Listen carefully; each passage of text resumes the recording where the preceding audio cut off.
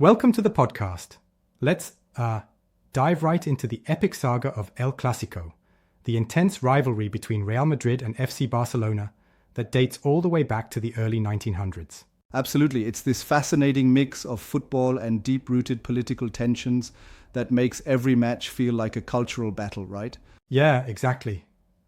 I mean, it all kicked off around 1902 with their first competitive meeting, but really, the spark caught in the 1920s.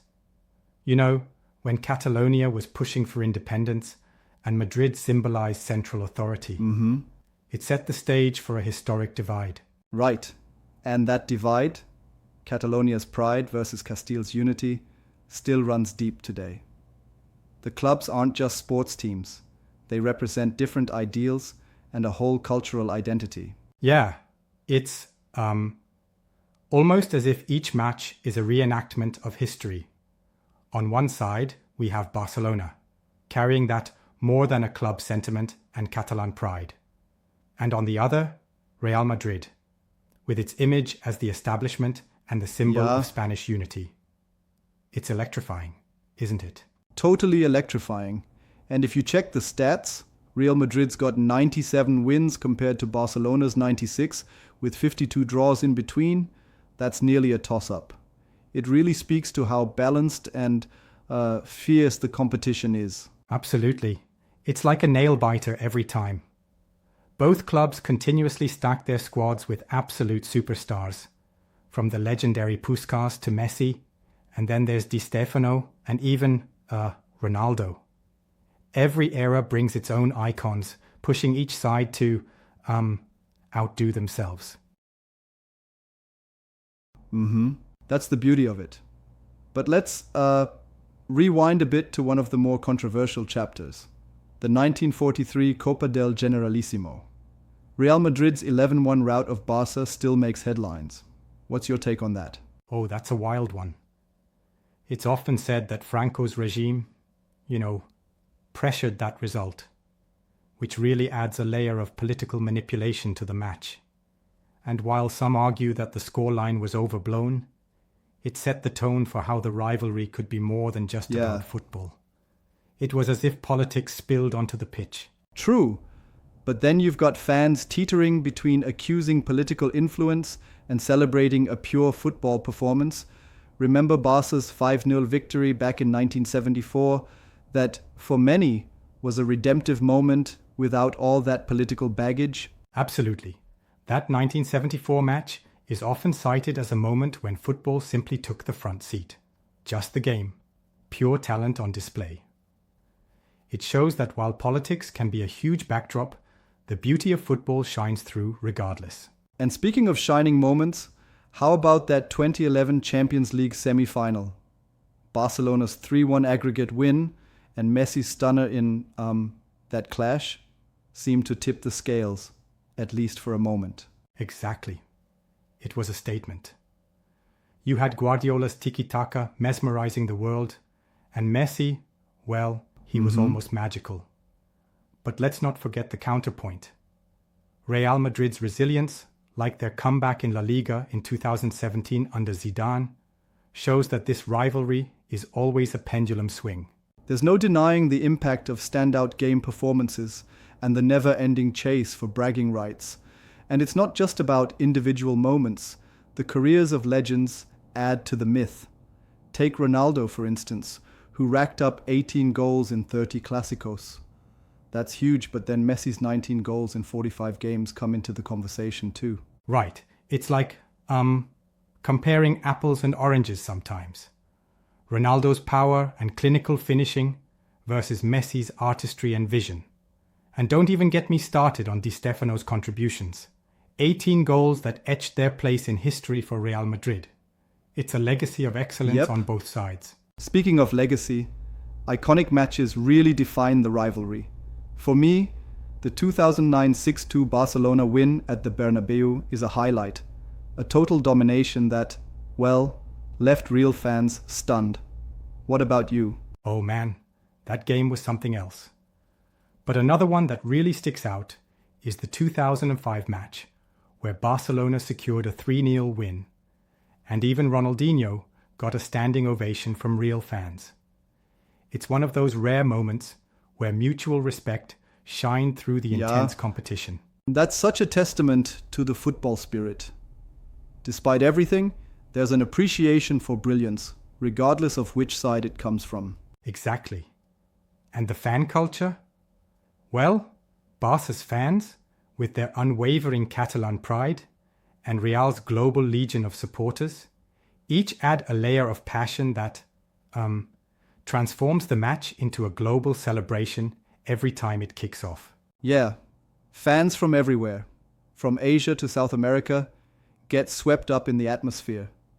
Social media becomes this massive arena of memes, chants, and debates, but at the core, those local stakes of pride and identity don't get lost. It's raw. It's real. Now, if we shift gears a bit, let's talk about the modern era. Real has snagged 15 Champions League titles compared to Barcelona's 5, which on paper seems like a solid lead. But then there's Barca's recurring money troubles and occasional rebuilding phase. True, politically and financially, Real Madrid has been dominant in Europe. Yet, Barcelona's young talent, Pedri, Gavi, brings a new energy that keeps them right in the contest. La Liga has become so unpredictable because of that, huh? Yeah, it's like each match can flip the script. And speaking of flipping scripts, players like Vinícius Jr. and Jude Bellingham for Real Madrid are absolutely tearing it up these days. The question is, can Barcelona match that firepower? They sure have potential. With emerging talents like Yamal stepping up and the seasoned prowess of someone like Lewandowski, albeit past his prime, there's the right blend of youth and experience. But I will respectfully challenge that. A lot of critics argue that Barca might struggle to cope with Real's relentless pace, given their current financial constraints. That's a fair point. I mean, if the financial issues translate into a lack of depth, then yes, Real's robust squad might have an edge. But then again, Barca's football philosophy always finds a way to punch above its weight. Yeah. It's a delicate balance, really. And that's what keeps fans on the edge of their seats every season. The rivalry isn't just about titles and trophies, it's also about pride, identity, and that unpredictable element where the game sometimes defies logic. Exactly. Each match is like an unpredictable roller coaster, where form often goes out the window once that pride kicks in. Every game is a new story. And looking forward, both clubs are in a phase of rebuilding and reinvention on different fronts. New coaches, fresh talents, and evolving strategies. It's a never-ending saga. Correct. And that, right there, is the magic of El Clásico. No matter the era, whether it's the political battles of the 1920s, the dramatic flares of the mid-20th century, or the modern-day star power and financial battles, it all boils down to passion. It's like a cultural and sporting battleground that's always evolving but always retains its core intensity. And with every clash, legends are born, memories are etched, and the rivalry grows even more iconic. Absolutely. I mean, think about it. Each match is a chapter in this epic story that's not going to fade anytime soon. It's the battling of pride, not just on the field, but in the hearts of millions globally. Right? And that global reach, enhanced by modern platforms, really amplifies the drama. From nostalgic looks at classic matches to real-time banter on social media, the whole world gets a taste of the raw passion that defines El Clásico.